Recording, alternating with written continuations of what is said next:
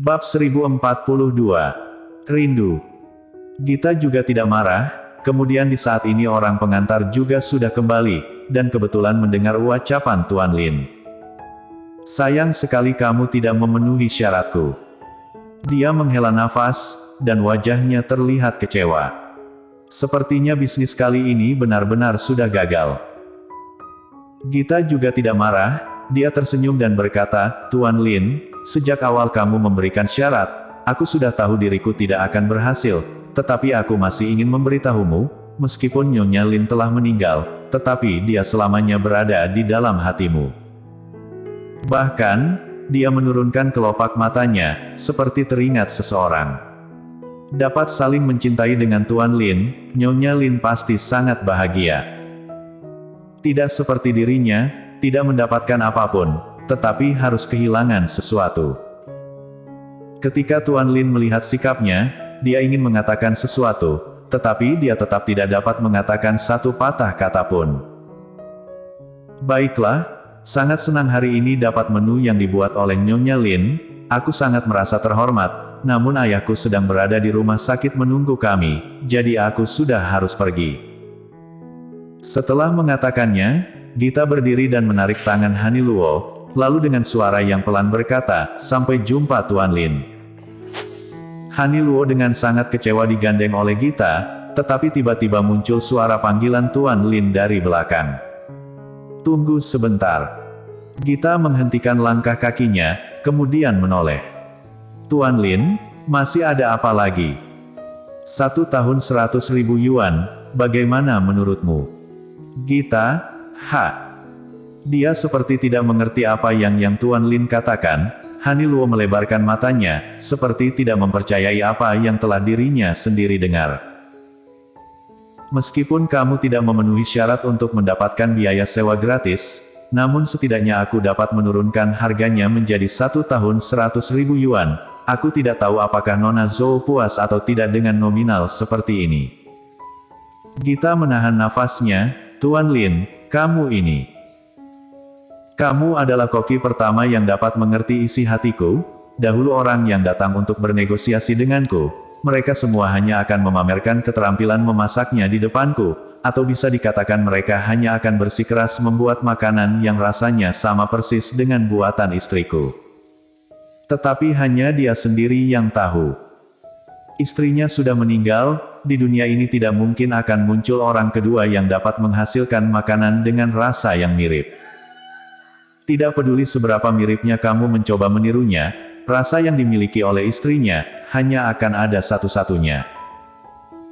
Dan juga Gita langsung keluar dari batasan ini, menggunakan suasana hatinya membuatkan semangkuk mie. Siapapun tidak akan suka dengan rasa pahit, jadi mie ini, benar-benar sangat pahit. Tetapi setelah merasakan pahit, dia dapat merasakan sentuhan manis di ujung lidahnya. Sama seperti setiap malam, ketika dia sedang merindukan istrinya, dia akan teringat senyuman manis istrinya. Jadi, biaya sewa 1 tahun 100.000 yuan, aku juga berharap, setelah dia pergi kerja kerasnya tidak sia-sia.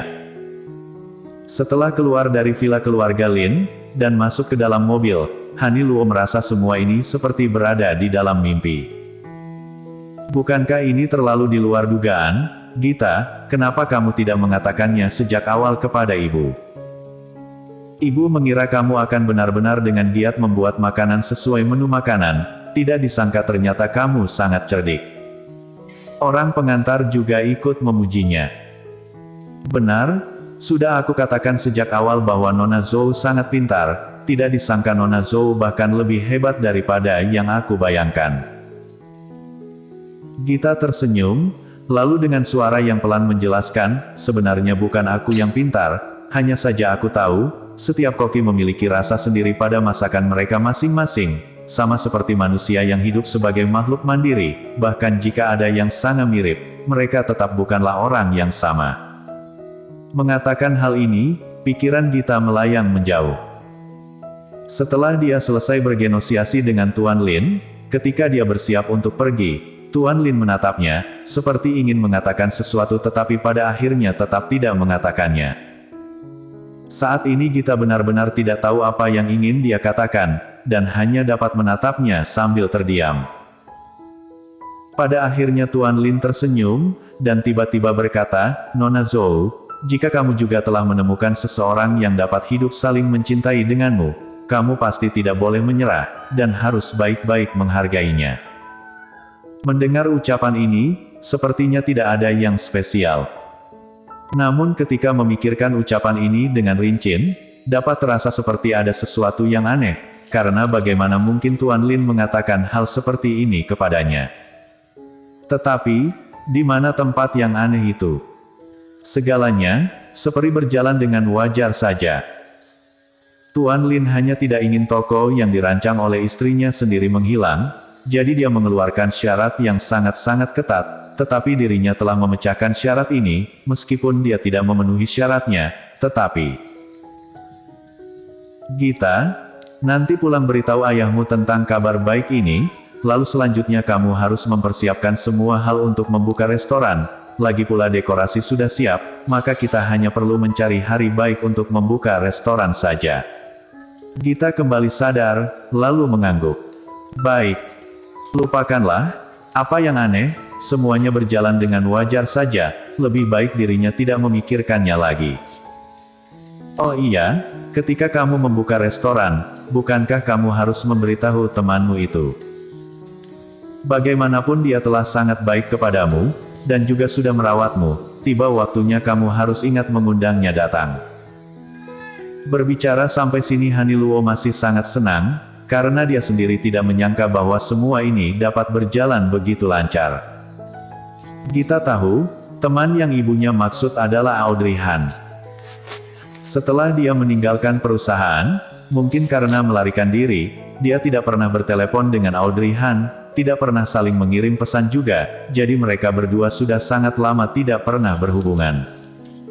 Dia juga tidak tahu sekarang dia menjadi seperti apa.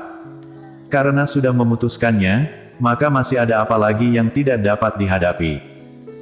Semakin takut, maka harus semakin dihadapi. Baik, malam ini aku akan meneleponnya membicarakan hal ini. Dan di sisi lain, setelah mereka pergi, Tuan Lin seorang diri duduk terdiam di depan mie. Tidak dapat disangkal, mie ini adalah mie yang paling tidak enak yang pernah dia makan. Rasanya pahit ketika masuk ke dalam mulut. Tetapi dia tetap tidak tahan untuk terus mencobanya, karena dia ingin merasakan sedikit rasa manis di akhir rasa pahit tersebut.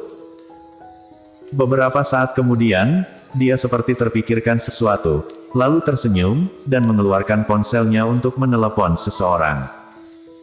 Seleramu lumayan juga, dia memang seorang gadis yang pintar. Orang yang berada di dalam ponsel terdiam sejenak, kemudian muncul suara dengan nada yang dingin. Sudah selesai.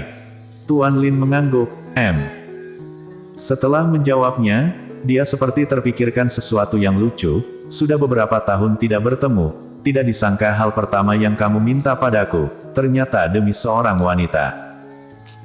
Orang yang berada di dalam telepon seperti tidak ingin meneruskan topik pembicaraan ini lagi, sebentar lagi aku ada rapat. Tuan Lin melihat jam tangannya, kalau begitu temani aku berbincang 5 menit saja, bagaimana kamu kenal dengannya?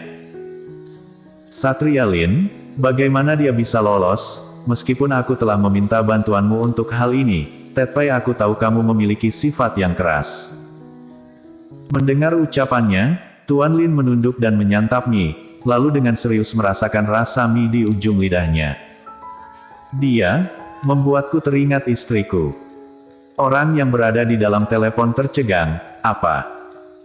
Namun kamu jangan salah paham, aku tidak memiliki maksud apapun padanya. Kalimat tadi sepertinya juga ambigu, seharusnya, mie yang dia buat membuatku teringat pada istriku.